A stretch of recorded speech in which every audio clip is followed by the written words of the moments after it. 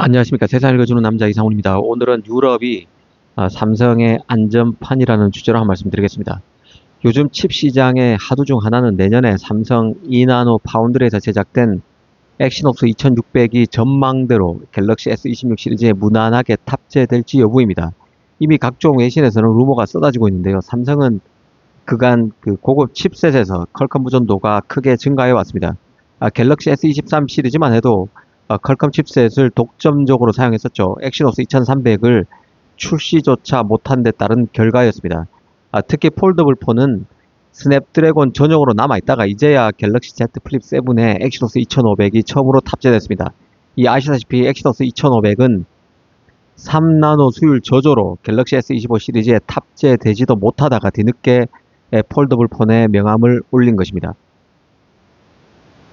이런 굴욕의 히스토리를 갖고 있는 엑시노스다 보니 삼성이 무난히 2나노 AP를 현 시점에서 양산할 수 있을지 촉각을 곤두세우는 상황입니다.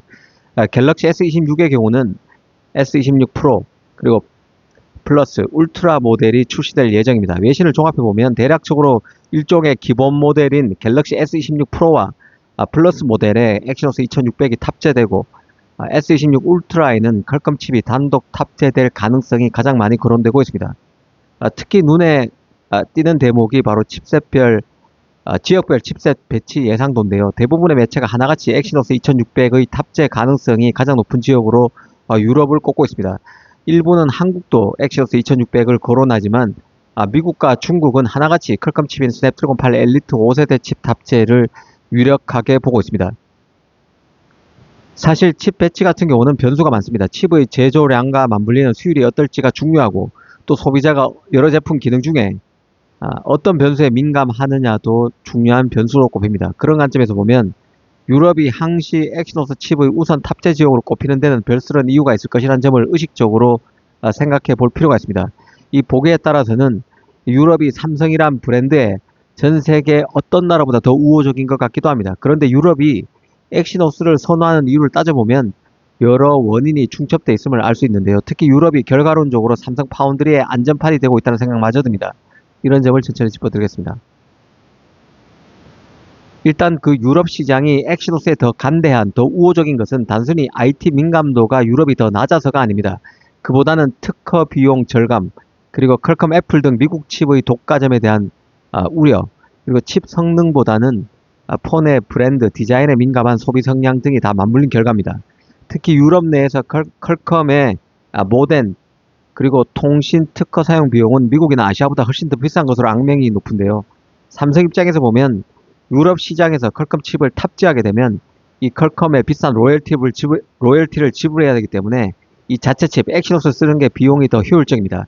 유럽 소비자 입장에서도 퀄컴 칩을 탑재하면 가격 인상 요인이 더 높을 수밖에 없는 것이죠. 더 비싼 가격을 주고 스마트폰을 사게 될 가능성이 높은 것입니다. 유럽 소비자들은 독특한 소비 성향도 갖고 있는데요. 엑시노스의 유럽 진출에 한복하는 요인이 바로 유럽 소비자들의 성향입니다. 미국이나 아시아 소비자들은 칩셋 성능 벤치마크에 되게 민감합니다.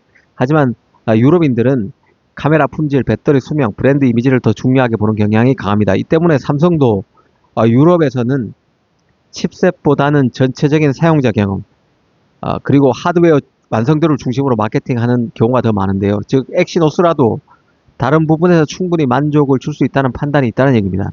이 유럽은 특히 미국에 대한 의존도를 줄이려는 흐름도 강합니다. 삼성 입장에서도 엑시노스를 유럽에 안착시키는 건 장기적으로 좋은 포석일 수밖에 없습니다. 독자 칩 생태계를 확장할 수 있고 이 퀄컴 등 외부 업체에 대한 의존도를 낮추면서 더 많은 통제력과 브랜드 정체성을 확보할 수 있기 때문에 그렇습니다.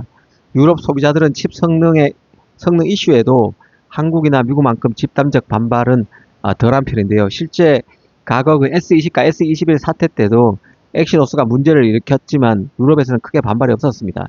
하지만 미국과 한국 등에서는 왜 퀄컴 칩을 탑재하지 않느냐는 주주 반응이 극심했었죠. 그런 맥락에서 보면 엑시노스가 탄탄한 글로벌 경쟁력을 갖추기 전까지라도 유럽은 최소한 엑시노스를 소화해줄 시장이 될 수 있다는 생각입니다. 엑시노스의 안전판 역할을 유럽 대륙이 할 수 있다는 뜻이죠. 원래 엑시노스 2600에 대한 삼성 선택을 주목해야 한다는 생각입니다. 특히 유럽에 대한 삼성의 판단은 차치하고라도 다른 지역에서 엑시노스를 얼마나 활용할지도 엑시노스에 대한 삼성 내부의 판단을 가늠해보는 리트머스 시험지가 될 수 있다는 생각입니다. 이 최근에는 삼성이 엑시노스 2600에서 모뎀 칩이 별도로 분리되는 게 아니냐는 루머도 돌았는데요. 신빙성 없는 얘기라는 판단입니다. 이 앞으로 엑시노스 2600의 향배를 잘 봐야 한다는 생각입니다. 감사합니다.